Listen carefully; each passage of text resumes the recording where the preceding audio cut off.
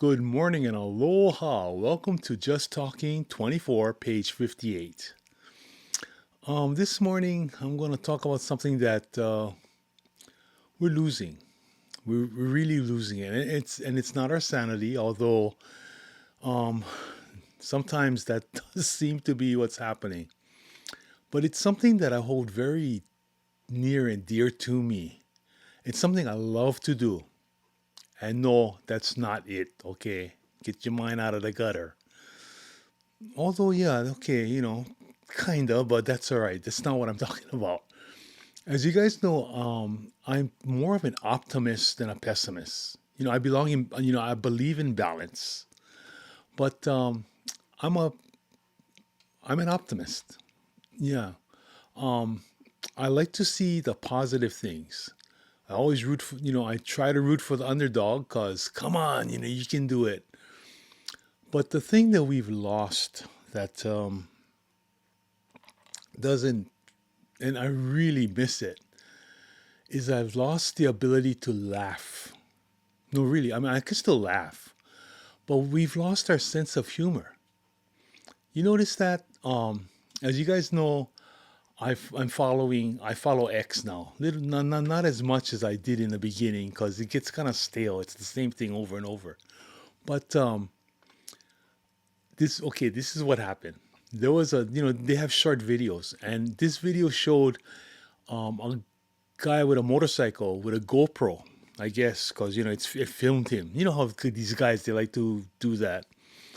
And he was going down a back, he was going down a back road, and he makes sure you can see his digital speedometer. Okay, it's a digital thing. I don't know why they cannot read on dial anymore, but his speedometer was showing speeds in excess almost 70 miles an hour, and he's going down this back road and everything, and he hits a deer, a crossing deer, and it shows, it's his GoPro, right? I guess it's connected to his helmet, so it shows boom on the side, and he skids to a stop, and there is no noise. He's not moaning. He's not groaning. I don't even know if the guy was conscious, but I commented it.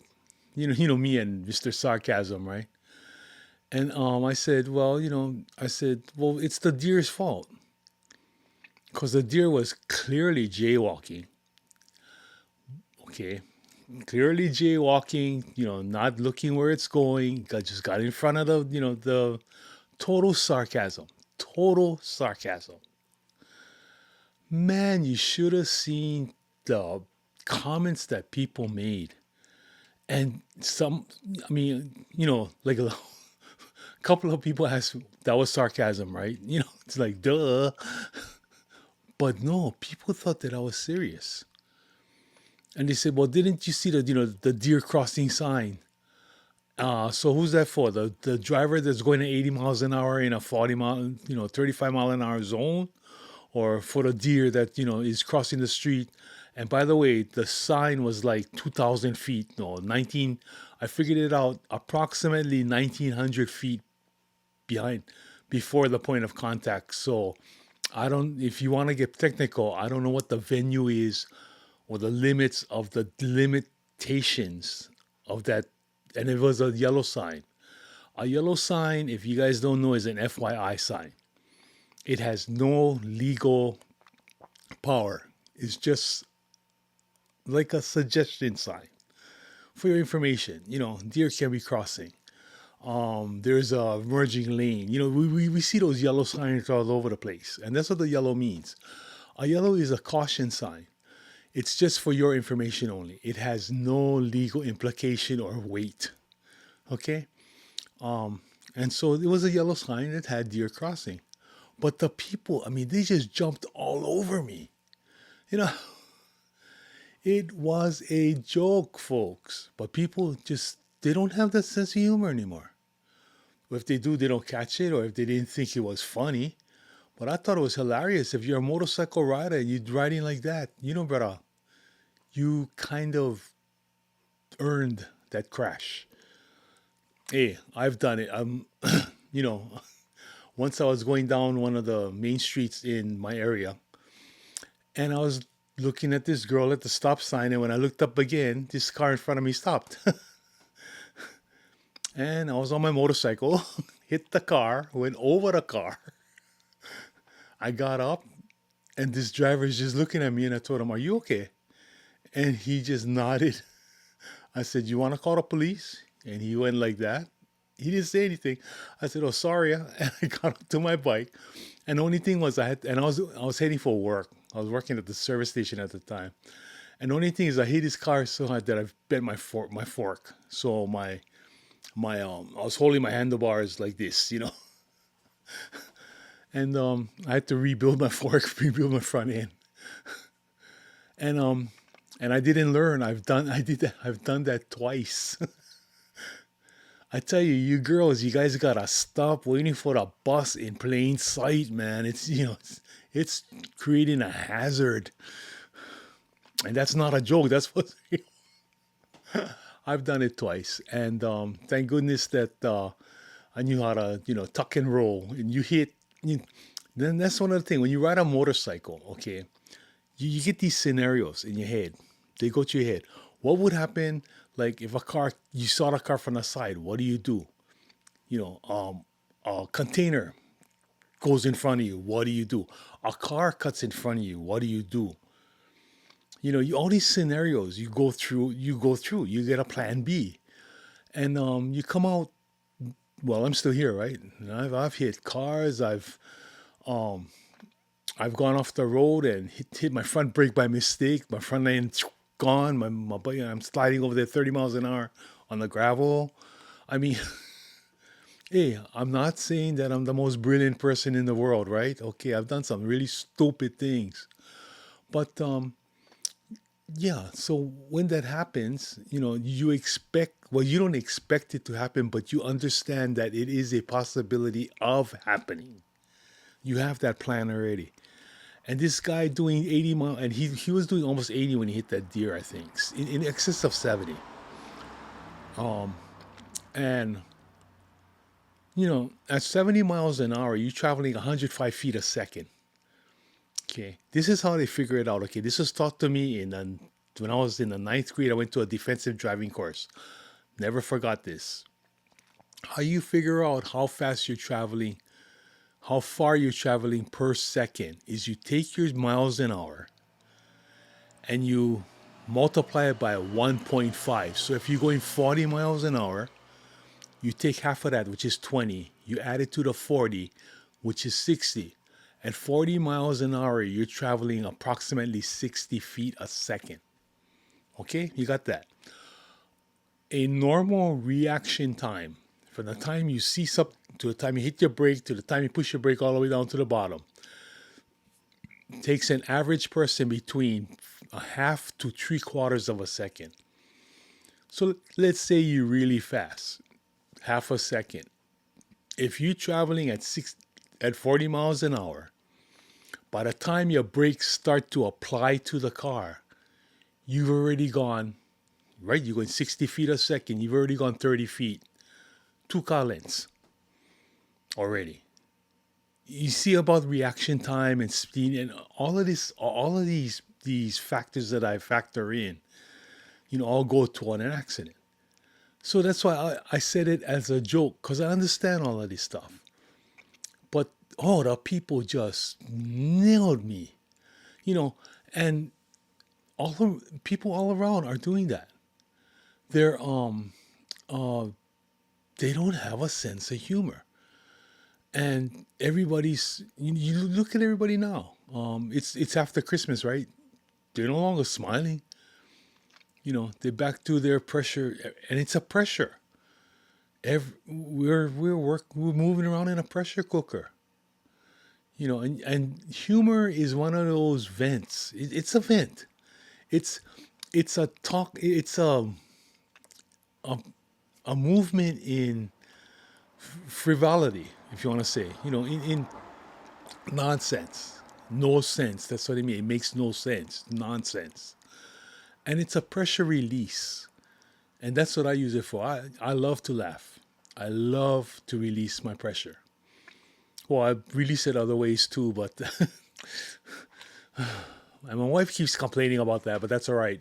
Then the older I get, the more pressure I have to release. But that's a little, yeah, I know. TMI, right? Too much information.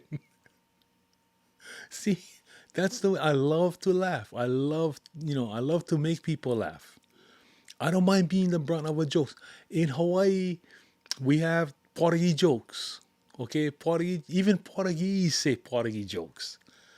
And I told you why we don't like the Portuguese. And that was because the white man brought the Portuguese man to Hawaii to be the supervisors. Supervisor means just means overseer. Super overvisor seer, overseer. And he made the Portuguese, although he considered Portuguese people non-white, but they weren't laborers. They were like in between. So, you know, the Portuguese people were picked to be the lunas, the supervisors, whatever. So the resentment. I'm not gonna say it's well. Sometimes it was anger, but most of the time it's resentment. How come this guy is telling me what to do? That kind of stuff. He's no better than I am, and so there was a resentment against the Portuguese people, and so and so the jokes start coming because you start making fun of people you resent. That's like I told you, pressure release. And so we have Portuguese jokes. And they're so funny that even the Portuguese are, you know, they they they they tell jokes. I mean, one of the best comedians we have is Frank de Lima. Frank de Lima is I think 100% Portuguese, but he's a Portuguese and he's a Pocho and he's funny. The guy is funny, but you know, and we all take it in stride. Well, we used to take it in stride. Frank got into trouble with the Filipinos because the Filipinos they love to tell Portuguese jokes, but try tell a Filipino joke. Oh my goodness! They can dish it out, but they can't take it. And what Frank did was he made a Christmas song, and it was a nonsensical Filipino song. He just made sounds like how a Filipino would talk. It went makatang nang soyut peregot mandakatagabutbut, stuff like that. It doesn't mean anything. And the people at work, when I was working at the hospital, oh, they hear that song and they get so angry. I tell them, well, what's he saying? Nothing. What you mean nothing? Is he like insulting your mother or something? They go, no, I said, what's he, what words are you using? And they said, because I couldn't understand it. I don't speak Tagalog or Ilocano or, Visayan. But one of my workers said, he's not saying anything. It's just nonsensical words. It's just sounds. I said, so why are Filipinos getting so mad? He go, I don't know. I don't get mad. That was so, okay. No more sense of humor, right? Okay. Again, no sense of humor. But you tell them Portuguese jokes and they crack up. You tell them Japanese jokes, they crack up. You know, tell them Korean jokes, they crack up. And a lot of the jokes, a lot of the Portuguese jokes were.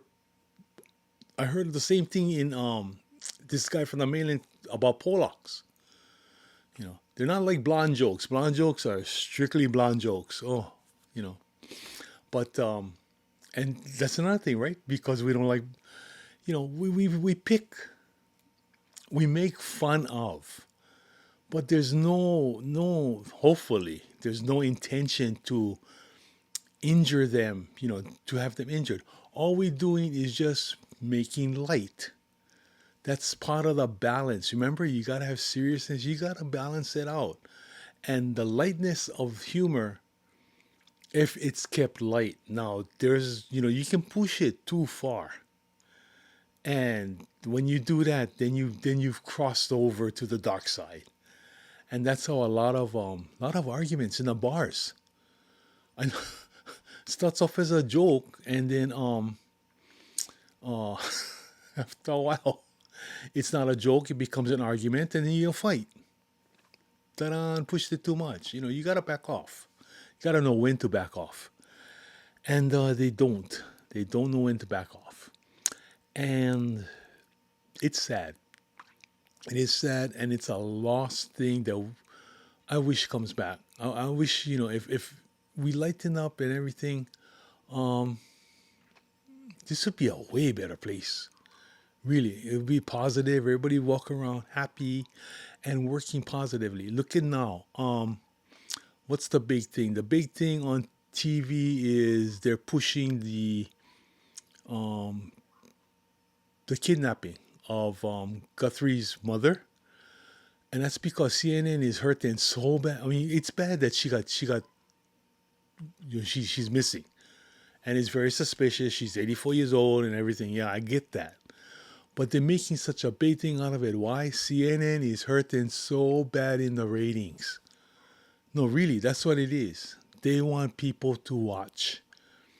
CBS, they're losing it. They're losing, they're losing viewership, and they're doing it's really sad that they've got to resort to this. I mean, how many they were talking about in Chicago and LA, how many murders there were over the weekend. We never heard nothing about that, right? And having 58 murders. I mean, although your mom, having an 84-year-old mother kidnapped and everything is really bad. What about the 58 murders that happened? That's, I thought Black Lives Matter. Unfortunately, most of them were blacks. But I thought, Black Lives Matter. It's all hype. That's what it is. It's all hype. And that's how sad we've gotten. That's how serious we've gotten. I mean, not supposed to make fun of, not supposed to make fun of, what happened. Like, out of that abduction, this one guy did a scam, a Bitcoin scam for ransom. He's got arrested. He's gonna get his ass. He's gonna get his butt. Believe me. But you see how bad we've gotten, you know. And then what's happening in Minnesota? Minnesota is really funny because they got nobody to, they got nothing to protest against. Because Holman said, okay, I'm pulling 700 people, 700 officers out, and this is a warning, but we're still gonna be arresting. We're still gonna be arresting illegal immigrants. You guys protest. Watch out. See, they playing chess. Holman don't mess. Holman don't play around. Okay, he's coming. He's a big gun compared to, well, the other guy. He went down to the border, the southern border, but the southern border is pretty much set up already. He just gotta come in and maintain. Holman comes in. Holman is the tiger. Holman is President Trump's big gun. Yeah, and he don't take nothing. He don't take no crap from nobody. And he told the Minnesotans, okay, I'm pulling out 700, but you guys start protesting. You guys start getting involved. There's gonna be, and they know it. They realize it. And man, this whole week we haven't heard of any protests, anything happening. Neat, huh? Yeah, it's amazing when you bring one big boy in with a big stick, and it works. I'm not saying that the people got to start agitating. I love it that they don't have any protesters. Let the government do its work. Let them clean up the mess that was left by the former administration. They don't know how many people came in. There was no numbers. They're just estimating 10 million, 15 million, however many million came in. Except for the ones that we sent to New York to go live in in those apartments. Never understood that. But I don't understand New York anyway, so it doesn't matter. That's another problem, but We'll see what happens on that one. But so far, everything that the government been saying, it's been coming true, which is something that I'm not used to. Because usually, if the government tells you something, it's fertilizer, if you know what I mean. Everything from COVID with the bat, was was started with a bat, or even 9/11, and I'm gonna get to that one day about the fiasco about that. Not that those buildings didn't come down; it's the way they came down. I'm going to explain it to you, and I don't think you're going to want to hear that because it gets a little bit technical, and I am not an engineer, but this is what I figured out. Okay, so bear with me on that. But and you can't make fun, and that kind of stuff you don't make fun of.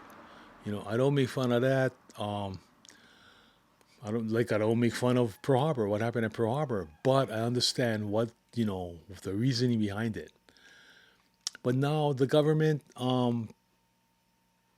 Trump's still building his, the ballroom. Still getting. It's not his ballroom, and he's doing it all with Notice that hasn't been talked about, the ballroom, because the people, they got nothing to stand on. It's not costing them a penny. He's getting that all through, donations. Oh, you can hear my roosters in the background, yeah. Yep, it's that time. They're getting up. You know, they're on a different clock. They do that all night. Talk to each other. It's like, know, maybe they're saying, "Watch the Super Bowl this Sunday. Watch the Super Bowl. Seattle versus New England." Oh, I'm pushing for Seattle. Poor things, they need one, and they beat my Rams to get to it, so they deserve it. Yes, I'm a Rams fan. But anyway, yeah, we gotta get a sense of humor. I tell my Jesus jokes, and people, oh, you gotta see the looks I get from those. And I've told you this joke already. Why can't Jesus eat M&Ms? And they look at me. I say, because they keep falling through the holes in his hands. Oh, it's a joke, folks. But yeah, we gotta get our sense of humor back, please. Like I said, tell your friends, like, comment, send me some jokes. If you guys not gonna send me anything to talk about, send me some jokes. I like a good laugh, and I will publicize the jokes. I'll put them on, I'll put them on the YouTube. Don't you want your joke, to be put on for prosperity, prosperity? See, sound like, but don't mean. But anyway, this week is gonna be a really fast week. Next week, get ready for. See what's coming up next week. This week we got Valentine's Day. Hope you take care of your lady.